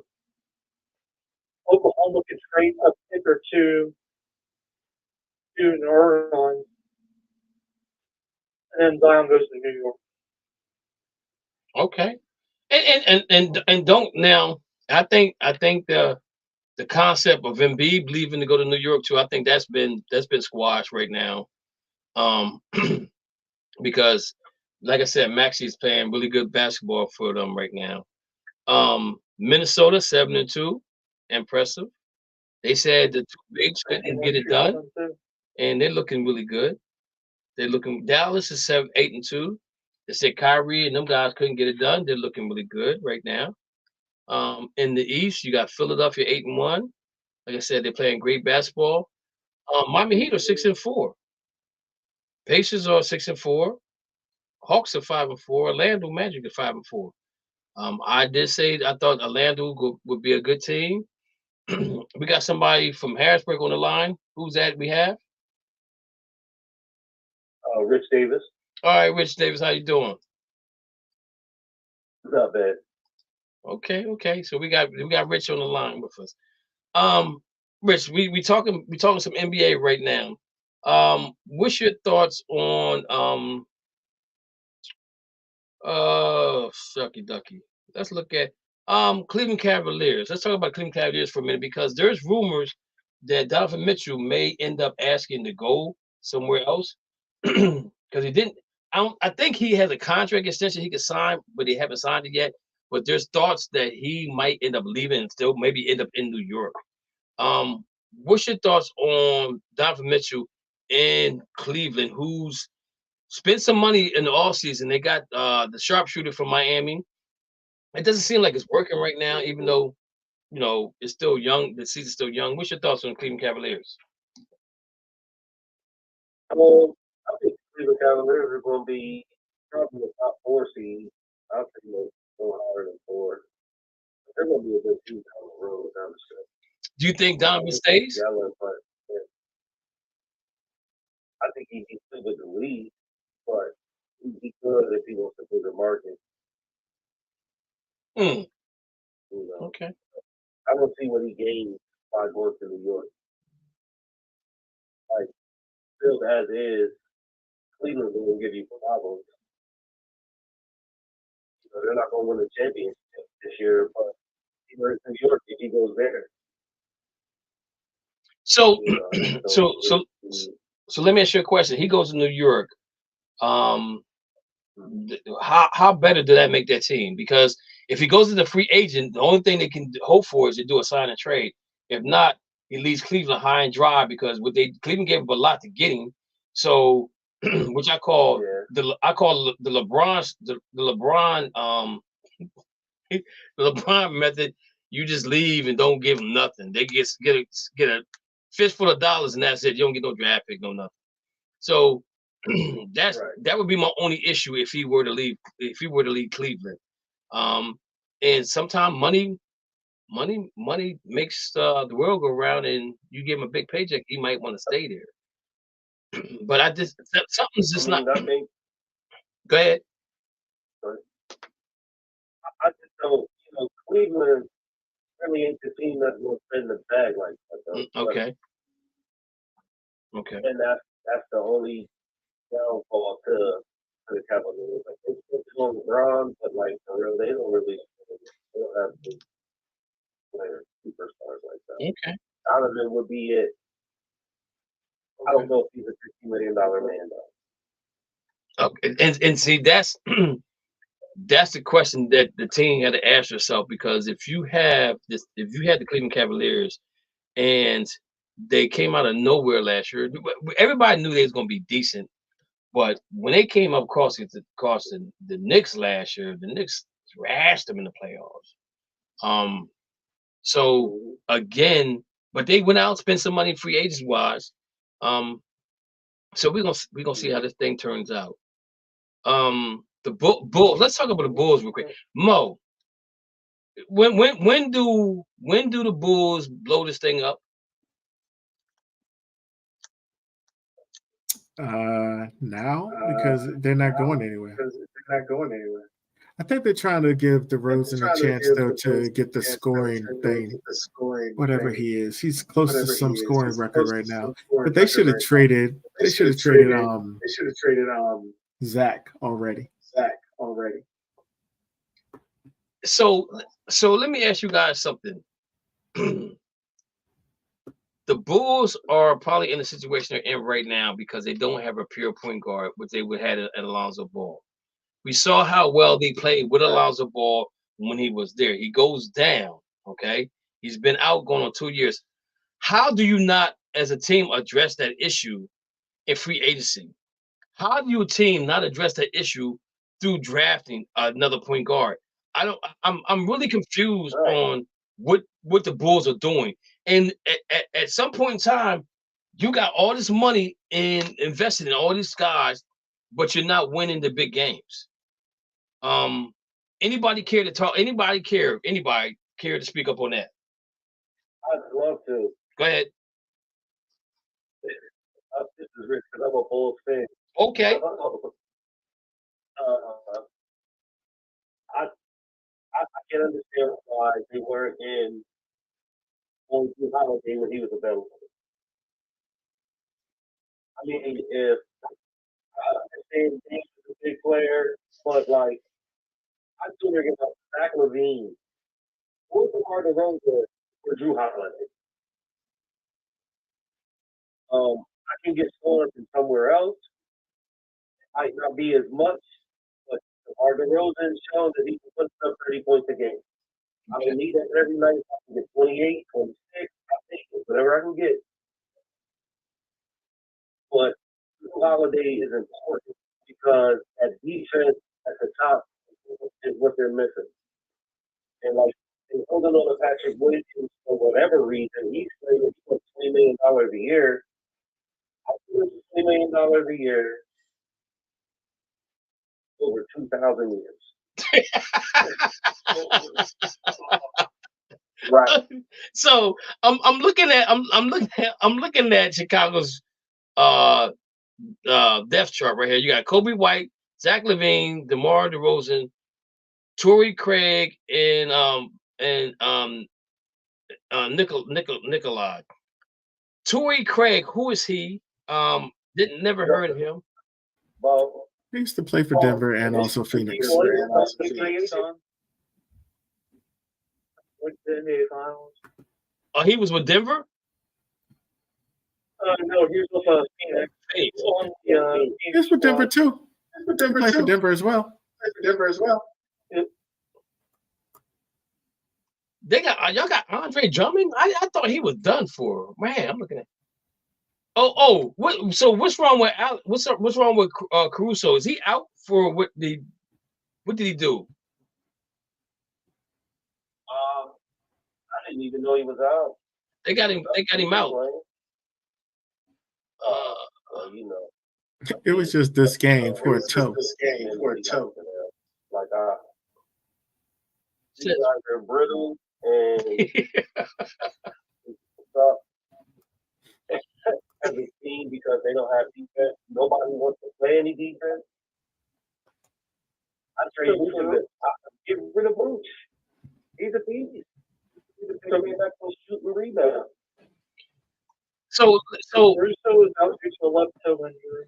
So let me ask you a question. How do you handle this? How do you handle this Lonzo Ball situation?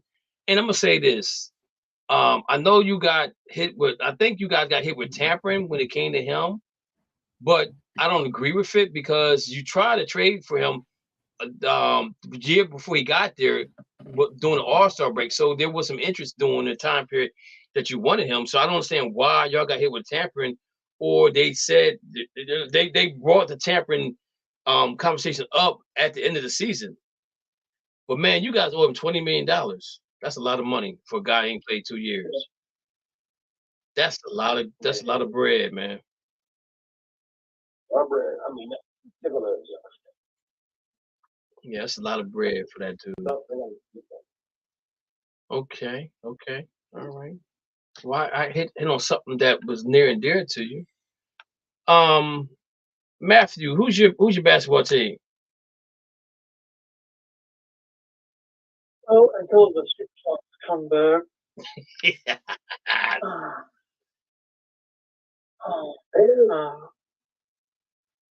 Minnesota.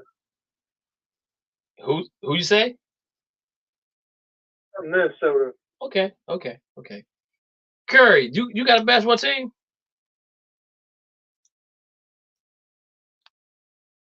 Miami Heat. Okay. So we got the Miami Heat, we got the Timberwolves, we got the Bulls, we got the Knicks, and we got the Celtics. Yep. All online here. All right, Mo.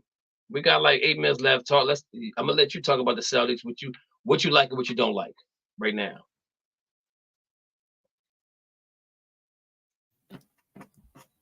Okay. So I can't stand our bench right now because I have no idea why Pritchard is getting so much playing time. He can't make a shot. He's not playing defense. He is getting rebounds. He is hustling. But this time, he is not a plus. He's a negative. Give a 6-7 point guard a chance. Give Jordan I think his name, our second-round pick. I want to see him on the floor. I want to see the bench. I'm tired of seeing old, decrepit Al Horford fouling Julius Randle every game. Like, why do y'all keep putting him on him? Let him play Embiid. He plays Embiid well. Okay. So seriously though, I love the way the ball is moving. I love the way the Sam Hauser. I love the way the Porzingis is being. Boom, there it is, and one. I love the way that Porzingis is actually Jaylen Brown needs to still work on his handle. How do you not work on your handle? I just don't get it. Some people just can't work with the left hand. Well, stop going left then. If you can't go left, that's what you tell me. If you can't go left, don't go left. Go right faster than everybody else. That's what I'm talking about. It's just like fake it. It's just like sometimes give it a little bit, but then go right back to your right hand. They'll never see it coming. Okay. So who we got? Who we got on Monday Night Football tonight? We got Buffalo playing and Denver. Denver. Oh, that's gonna be a sleeper. Speaking Yeah, of Kansas Monday Night City thought Football, about that last week too. what you say, Lou? So far, the Broncos from the early league. I don't tell you, but still, I am thinking about what's going to and we want to give a Hey, let me ask you guys a question. Anybody can get their turn answers. How much do you guys believe in Josh Allen? Because and I'm saying this because, like, for example, Lamar Jackson was my MVP until yesterday. It seems like we keep changing MVPs every week because nobody consistently plays at the high level they're supposed to play at. And now we're talking about CJ Stroud. We didn't get a chance to talk about tonight, but maybe next Monday we'll get a chance to talk about him. But do you guys believe in Josh Allen? Or is it that what I can't understand is why they can't develop a running game up in Buffalo? I think that helps Josh Allen when you got a running game. So anybody speak up, please.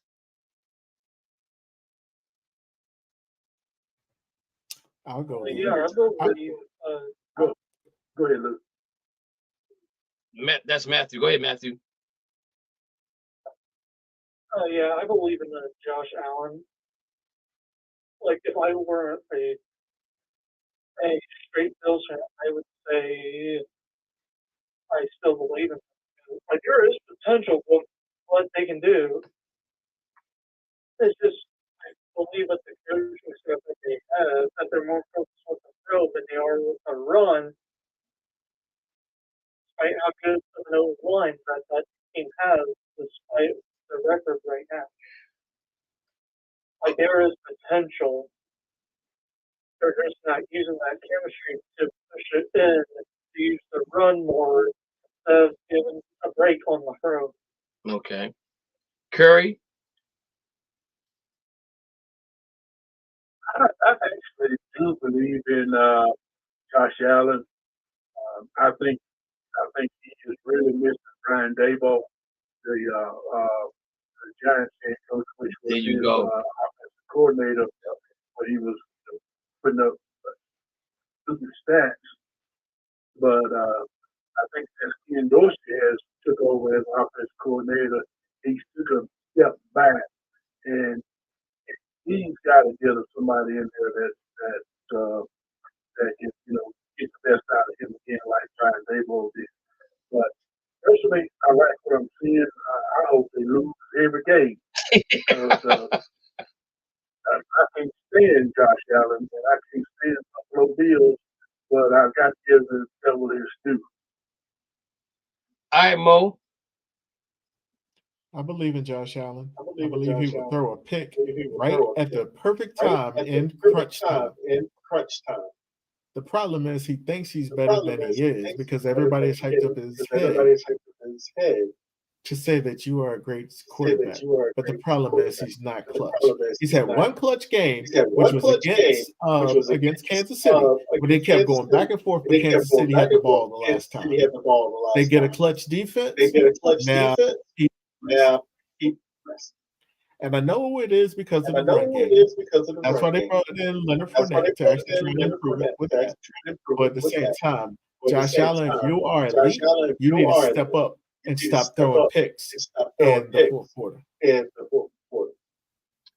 Okay, so Curry made a comment about Brian Daboll, him missing Brian Daboll. And I'm gonna say this: I think that there's some validity to that, but then I gotta go back and I gotta look at the Philadelphia Eagles and look at Jalen Hurts, who lost his offensive coordinator and they lost their defensive coordinator. Okay, and when you lose both offense and defensive coordinator, and you come back and you still got the best record in the NFC, that says a lot for them preparing to play without those guys. But again, Brian Daboll was there when Allen got there, so that's all he knew. I don't care too much for Ken Dorsey as an offensive coordinator. I think that's a bad mix for me because he's always been an offensive coordinator that loves throwing the ball. Now Josh Allen can throw the ball, but I think that sometimes when you don't have a running game and you have a quarterback that can run, they have a key on you. They're gonna watch you do what you do because they know you can run. Where without the running game, he's down and void because now he's considered a running back. So somebody always gonna have an eye on Josh Allen, you know. So I think that's a part of the game that they're really missing. Like Curry, I'm not a big fan. Go ahead. I was just gonna say I don't think it's just Josh Allen. I think it's also Stephon Diggs. He's not sold on Ken Dorsey and some of the other offensive players. You know, that offense took a step back when Ken Dorsey took over that thing. But Josh Allen he's a beast, and that guy I would take him on my team any day. Okay, all right. I'm gonna say this: if the Browns would have drafted Josh Allen, if I wanted them to get Josh Allen so bad, I would not. What's the kid's name? The one in Tampa now, Baker Mayfield. I want a big Baker Mayfield fan. I wanted Josh Allen. But that's me because he reminded me so much of Ben Roethlisberger, as big as he was, how hard he throws the ball, and he's not afraid to run, you know. So that's just my thought process on that right there. Hey guys, our time is up. It's 8:31. Hey, I appreciate everybody calling in tonight, man. This is probably one of the best shows we had in a while, where we had just all had people call in and let's talk sports. Man, look, I'm telling you right now, I love this kind of stuff, man. This is what it's all about. This is what it's all about, man. Sitting around, like sitting at a water hole, just talking sports, giving your opinion, debating just a little bit. But all you guys are welcome to come back next Monday. I'm bringing my vodka next week. I do what? We sit around at the watering hole. Yeah, hopefully we'll have Dana back next week. He's been going through some things. Lost his brother. So he's kind of trying to adjust to that situation. So keep him in your prayers. And Mo's mother's doing better, so keep her in her prayers. You know. Also, everybody that's dealing with that conflict across the waters, make sure you keep a prayer for them, because it looks like the United States is going to get involved again in this stuff.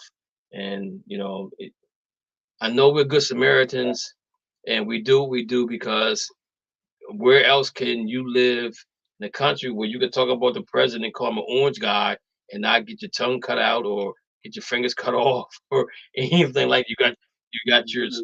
You can say what you want to say, long as you don't go overboard. You know what I'm saying? So again, I think everybody that called in, guys, we're always looking for a host. If you guys are interested in doing a show, let me know. Just the more the merrier, man. We just having a lot of fun doing what we're doing. We do have a TV channel right now, but they're reworking some things out. So we should be back up. I'm hoping we'll be back up and running before Christmas. But if not, then we'll just have to deal with it the best way we know how. We do Facebook, we do YouTube, and we just sit around and talk about sports, man. This is great stuff, man. I'm telling you right now. Only thing we're missing is the watering hole. If we had a watering hole right now, watch us. If we had like a Buffalo Wild Wings where you got sports all over, man, that's sports heaven. That is sports heaven right there. Yeah. You know what I'm saying? It don't get no better than that. I'll take some habanero wings. Can you name all the sauces? I can. You give me 30 seconds, I can. After I Google it. Say that again, Curry. You're gonna be on next Monday leading up to Thanksgiving. Yeah, we'll probably be on. It's left up to the guys if they want to do the Monday after Thanksgiving. We'll probably do that. We'll probably, we really, it's live up to the guys sometimes, man. If they want to do a show or not, I'm down for whatever, man. I just, just talk about sports, man. I love this, man. I love this. I love this stuff, man. This is what it's all about, man. Oh, and every time we talk about something, it ends up on ESPN. They be taking our stuff. Like now the NBA wants to do the national team against the U.S. team in the All-Star game. And me and Dana talked about that 4 years ago. See, they took it from us and don't give us no credit for it. But I'm going to let you guys know that Just Us Sports came up with the idea before anybody did. That I'm going to keep it real to you like that. So, again, guys, appreciate you calling in, having a lot of fun with you guys, man. You're always welcome to call in or just hang out with us. It don't really matter. But, again, you guys be safe. And just be safe and love the ones you're with. And the ones you're not with, love them from a distance. Thank you for listening to the Just Us Sports Talk Show. You have been entertained in the sports world by KD from Harrisburg, Pennsylvania, the small city with a large heart, Dana the Hater Clark from St. Petersburg, Florida, and Murray E. Baskerville from Gotta Be More Careful, Baltimore, Maryland. Remember, we throw stones and we do live in glass houses. Big-time players make big-time plays and big-time games. Stay ready to be ready. You have been listening to an In the Zone Sports Talk Radio production. Remember, you can hear us again on Star107FM.com on Saturdays from 11 a.m. to 1 p.m. Eastern Standard Time. Be sure to download the Try99 TV app on any smart device and subscribe to In the Zone Sports Talk Television. The cost is $4.95. Thank you in advance for your support.